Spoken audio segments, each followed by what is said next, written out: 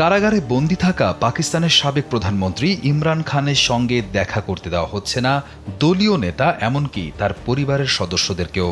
এরই প্রতিবাদে খাইবার পাখতুনখাওয়ার মুখ্যমন্ত্রী সোহেল আফ্রিদি জানিয়েছেন, আগামী ২৭ সেপ্টেম্বরের মধ্যে সরকার নিজ থেকে ইমরান খানের সঙ্গে বৈঠকের অনুমতি না দিলে ইসলামাবাদ অভিমুখে ২০ লাখ মানুষের এক বিশাল লং মার্চ শুরু হবে। এই দিনটি বর্তমান সরকারের জন্য একটি দুঃস্বপ্ন হয়ে উঠবে বলেও তিনি সতর্ক করেছেন। যুক্তরাজ্য ভিত্তিক পাকিস্তানের শীর্ষস্থানীয় সংবাদ মাধ্যম ডনের এক প্রতিবেদনে এই তথ্য জানা গেছে। গত ৩ বছর ধরে আদিয়ালা কারাগারে বন্দী সাবেক প্রধানমন্ত্রী ইমরান খান। কারাগারে তার সঙ্গে দেখা করতে না পেরে খাইবার পাখতুনখাওয়ার মুখ্যমন্ত্রী জানিয়েছেন, ইমরান খানের সঙ্গে দেখা করার আনুষ্ঠানিক নিশ্চয়তা না পাওয়া পর্যন্ত তিনি আর আদিয়ালা কারাগারে যাবেন না।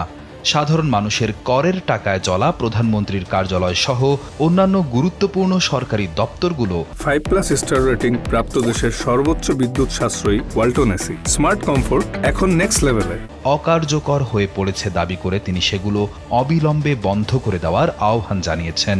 তার মতে, আদালতের সুস্পষ্ট নির্দেশ থাকা সত্ত্বেও কারা কর্তৃপক্ষ তা মানছে না, যা অত্যন্ত হতাশাজনক এবং আইনের চরম লঙ্ঘন।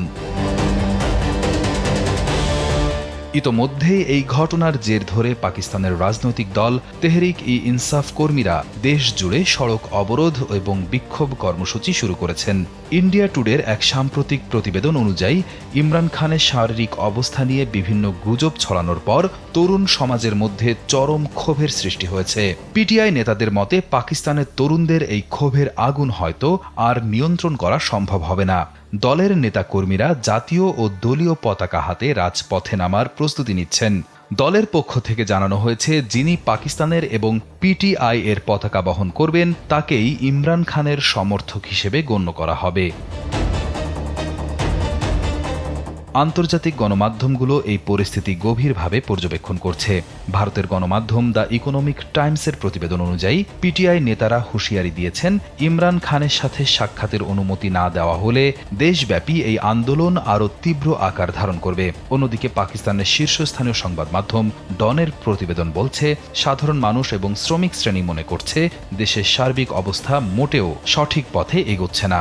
সরকারের দমন পীড়নের মধ্যেই আগামী ২৭ সেপ্টেম্বর সম্ভাব্য এই গণজাগরণ পাকিস্তানের রাজনীতিতে বড় ধরনের পরিবর্তন আনতে পারে বলে মনে করছেন বিশ্লেষকরা। রিয়াদ হোসেন, কালবেলা।